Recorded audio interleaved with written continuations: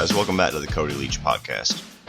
I'm going to stray from my usual episode format and just kind of talk about a topic that comes up a lot nowadays, and I haven't quite given my full opinion on it yet. So I'm going to take some time to talk about it. Now, we live in an age where a lot of movies that come out, at least half of them, if not just short of half, are recycled ideas. You know, you have your sequels, you have your reboots, you have your remakes, and everybody looks at these when they're announced and when they see the trailers and when they come out, and the majority of the people out there now are complaining that Hollywood is running out of ideas, that we don't get anything original anymore, that everything we get is a rehash or a redo or something recycled from something that we already have. And though I understand why some people would think that, I take a lot of issue with that opinion. You know, we live in a day where, like I said, there's more sequels and more reboots and more remakes coming out than ever before. But there's also more original movies coming out than ever before. And studios don't care that everybody complains that there's too many remakes. And nobody at the studio cares that anybody complains that there's too many reboots. There's a reason why they keep turning out these ideas that we've already seen before. It's not because they're running out of ideas or they just think it's easy to kind of go back to the drawing board, change a few details, and make the same movie. They do it because those are the movies that make the most money. Every single year, the top grossing movies, the vast majority of them are all sequels or reboots or remakes. So I have a few numbers for you here that I'm going to read off. I'm going to go back just a few years to 2012. So the top 10 grossing movies of 2012 are as follows. You had Men in Black 3 at number 10. I'm going to do these in ascending order. Men in Black 3 with $600 million. I'm going to round these numbers as well. The Hunger Games with almost $700 million. Madagascar 3 with $750 million. Amazing Spider-Man with $750 million. The Twilight Saga Breaking Dawn Part 2 with $830 million. Ice Age Continental Drift with $880 million. The Hobbit An Unexpected Journey with almost $1.1 billion. The Dark Knight Rises, again, almost $1.1 billion. Skyfall with almost $1.2 billion. The Avengers with $1.5 billion. And the only thing on that entire list from 2012 that you could almost argue is an original idea is The Hunger Games, but it's an adaptation off of a book. And The Hobbit's also an adaptation, but that really a lot of people just went because that was continuing the universe that Lord of the Rings came out with. And now I'm going to read some of the movies that I consider to be original. One of the most original of the movies that came out in 2012, and I'm going to tell you how much money they made. You had The Grey with Liam Neeson, made $77 million. The Cabin in the Woods, one of the most unique and original horror movies and horror comedies to come out in years, $66 million. Premium Rush with Joseph Gordon-Levitt, $31 million. Lawless with Tom Hardy and Shia LaBeouf, $53 million. End of Watch, one of the best cop movies and one of definitely the best of the found footage type movies to ever come out, $57 million. And The Collection, which is a sequel to The Collector, which those two movies are some of the best horror movies to come out in a very long time. The Collection made $9 million. And I'm also not going to, I know that there's certain factors that come into this. I'm not going to talk about the quality of these movies, and I'm not going to talk about the marketing campaign or the number of theaters that they were released in. But this is just a generalized example. So you can already see the difference in the amount of money. I mean, the highest grossing movies make almost 10 times the amount. Now let's move on to 2013. So starting off at number 10 for the top highest grossing films was Thor the Dark World with $650 million. Then you had Man of Steel with $670 million. Gravity, which is $720 million. Monsters University, $740 million. Fast and Furious 6, $790 million. The Hunger Games Catching Fire, $870 million. The Hobbit, The Desolation of Smaug, $960 million. Despicable Me 2, $980 million. Iron Man 3 with $1.2 billion, and then Frozen with $1.2 billion. Now those have two of the original movies. You got Frozen, which is the original Disney movie, and Gravity, which was an original movie. All the rest are sequels or adaptations or reboots. Now a few movies that I consider to be original from 2013. Spring Breakers, $31 million. Mud, one of Matthew McConaughey's best movies, $32 million. The Iceman, $4 million. No One Lives, one of the coolest twists and one of the most original horror type slasher movies that I've seen in a long time, $1 million. Elysium, actually pretty decent success, somewhat, $286 million, but with the budget and the advertising budget for that movie, they almost broke even. You're Next, pretty cool little siege movie, $26 million. Don John, it was Joseph Gordon-Levitt's directorial debut in a very unique comedy, $41 million. Her, a movie with Joaquin Phoenix, got some Oscar buzz and probably one of the most original ideas out there, $48 million. Are you seeing a trend yet? Now let's move on to 2014. Starting off at number 10, Interstellar, $680 million. The Amazing Spider-Man 2, $710 million. Dawn of the Planet of the Apes, $710 million. Captain America the Winter Soldier, $715 million. X-Men Days of Future Past, $750 million. The Hunger Games Mockingjay Part 1, $760 million. Maleficent, $770 million. Guardians of the Galaxy, $780 million. The Hobbit Battle of Five Armies, $960 million. And Transformers Age of Extinction, $1.1 billion. The worst reviewed movie of that year. Now move on to some original movies from 2014. Whiplash, easily one of, if not the best movie that year with J.K. Simmons and Miles Teller, $49 million.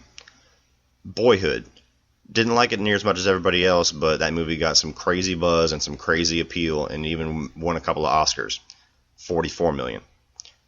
Tusk, not one of my favorite Kevin Smith movies, but a lot of people like it, and easily the most original, wacky idea you could come up with for a horror movie, $1.9 million.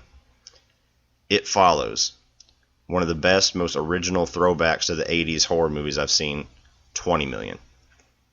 Edge of Tomorrow, again, a lot more money than the rest of the movies I've just listed with $370 million, but with the advertising and the budget, they didn't walk away with a whole lot of profit.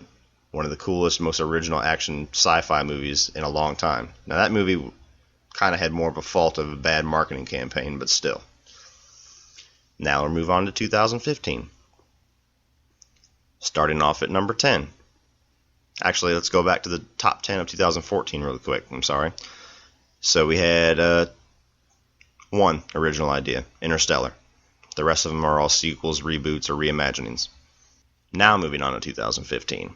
So the top 10 2015, starting off at number 10, The Martian, $630 million. The Hunger Games Mockingjay Part 2, $660 million. Mission Impossible Rogue Nation, $680 million. Inside Out, $860 million. Spectre, $880 million. Minions, $1.2 billion.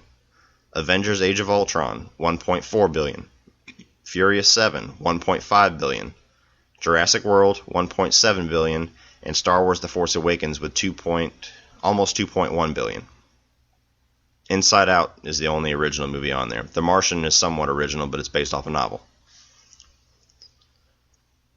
Now let's move on to some original movies so far for 2015. You got, and I know this is not a very well-received movie, but Jupiter Ascending, $184 million on a $176 million budget. Maggie, the most unique thing you're going to see Arnold Schwarzenegger do, and the most unique take on a zombie movie ever, $1 million. Tomorrowland, original Disney sci-fi kind of movie, $209 million on a $190 million budget. Sicario, one of the best reviewed movies of that year, $84 million. Selfless, cool little sci-fi movie, $30 million. The Gift, Joel Edgerton's directorial debut and one of my favorite movies of that year, $59 million. Spotlight, the movie that won Best Picture that year, got a whole lot of Oscar buzz, $88 million.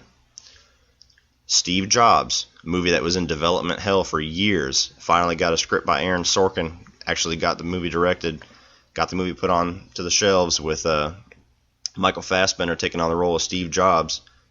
$34 million on a $30 million budget. The Walk, $61 million.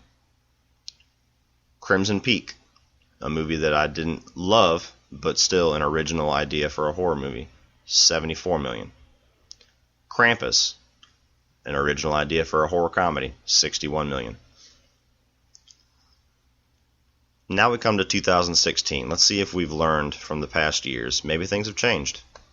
And I know 2016 haven't ended yet, but we're, for the most part, towards the end of our summer movie season, so this list shouldn't change too much by the end of the year. Starting off at number 10, Warcraft with $430 million. Kung Fu Panda 3, $520 million. X-Men Apocalypse, $540 million. The Mermaid, $560 million. Finding Dory, $670 million. Deadpool, $780 million. Batman v Superman Dawn of Justice, $870 million. The Jungle Book, $936 million. Zootopia, $1 billion. Captain America Civil War, almost $1.2 billion. And yeah, nothing on that list is an original movie. Warcraft is based off a video game. Everything else is a sequel. Well, actually, I take that back. Zootopia is an original idea. So we got one so far for 2016. The rest of them are all reimaginings, sequel, or based off a video game. Now, some of the most original movies that we've had so far this year. You have The Witch, probably the most talked about and best received horror movie this year, $40 million. Hail Caesar, an original kind of a throwback movie to the old 50s movie like Hollywood, $61 million. Midnight Special, a little sci-fi movie, $6 million. 999, that gritty cop movie that I talked about in my Off the Shelves episode, $22 million on a $20 million budget. Eddie the Eagle, again, another movie that I talked about in Off the Shelves, probably the biggest surprise this year and easily one of my favorite movies I've seen so far in 2016. $46 million on a $23 million budget, and that doesn't include advertising. Green Room, another movie that I talked about on Off the Shelves, one of the coolest thrillers that I've seen in a long time, and one of the coolest things you're going to see Patrick Stewart do in his entire career. $3.7 million. The Nice Guys, Shane Black movie, one of the funniest damn movies that come out this year, starring Russell Crowe and Ryan Gosling. Everybody was buzzing about it. Nobody went to see it. $56 million on a $50 million budget. And I haven't seen this movie. I know that the reception's a little bit here and there, but from the trailers and from what I've heard about it, it's easily a crazy original version of a horror movie. The Neon Demon, that's Nicholas Winding Refn's new movie, $2.6 million. So guys, look at those numbers. Try to explain to me why you can blame the studios for churning out reboots and sequels and remakes. Like I was saying, the studios don't care that everybody's complaining about seeing the same ideas. All they care about is the voice that you have with your wallets. And there's nothing wrong with going out and seeing a remake or a reboot or a sequel. There's nothing wrong at all with going to see all these movies on these top 10 lists that I just read. Most of them I've seen. Most of them I've seen in the theaters. By all means, go out and support those movies and go out and see them and have a great time. But support the other movies too. When I went and saw Green Room in the theater, I think I was in a theater of 4 people. When I saw The Nice Guys in theaters, I was in a theater of about 15 people. When I went to see Captain America Civil War, you were lucky to find a seat. When I went to see Batman v Superman, you were lucky to find a seat. When I went to see X-Men Apocalypse, you were lucky to find a seat. There is a solution out there if you're tired of seeing the same stuff over and over. Either don't go see it in the theaters, or go see everything else too. Because you have to support the movies that are original. You have to support the movies that you are asking for, but nobody is supporting them. They go to theaters, they fail, and then they get thrown in the trash, and then the directors and the studios and the writers don't want to go back and revisit it anymore. They want to go where they're going to make the money. And you can tell by the list that I've read that the original movies that everybody's asking for is making less than 10% of what the movies that everyone is saying they don't want to see anymore. So, just a little food for thought, guys. If you're a fan of movies, you have to educate yourself on when a lot of these movies are coming out, and you have to go and you have to support it. You have to go and you have to give the money to it, because if you want to see more original ideas and you want to see more movies of this vein, you have to tell the studios that with your money. You can't tell them that with comments on Facebook, because like I said, the only voice that they care about is the voice that you have with your wallet. So, I'm not going to rain on that for any longer, but for everybody that says that we are out of original ideas, just look up how many original ideas are out there and how many original movies we have coming out and have come out this past year, and go and give them a shot. You know, that's one of the main things that I try to do with my podcast, especially with some of my top fives and, you know, the off the shelves videos, is to bring attention to some of the movies that I don't hear anybody talk about, and I don't hear anybody, you know, sharing my appreciation for, and I don't hear anybody buzzing about. You know, everybody hears about Captain America, everybody hears about Batman, everybody hears about, you know, Kung Fu Panda and Finding Dory and everything like that, but you don't always hear everybody talk about Eddie the Eagle out there, and you don't always hear everybody talk about Green Room and movies of that nature. They just kind of slip under the radar, and it's really unfortunate, because they end up being those movies that 10, 15, 20 years down the road, you have a select few people that know how great they are, and just that it bewilders them how many people have never even heard of it. I mean, easily, with my entire movie collection, there's easily the same amount of movies that are those huge blockbuster sequels, reboots, and everything like that, as movies that probably 70% of you wouldn't even recognize if you came in and looked at it, or if I shared the title. So, again, if you're a movie fan and you want to see more original ideas, that's the only avenue to get them, is to go out and support them, guys. So, this has been another episode of the Cody Leach Podcast. Thank you for listening as always.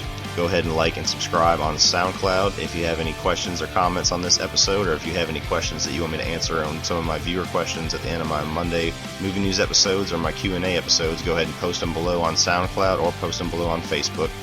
You can find me at Facebook at Cody Leach, and you can find me on Twitter at CJL Lone Wolf. So thank you for listening again, and I will be back.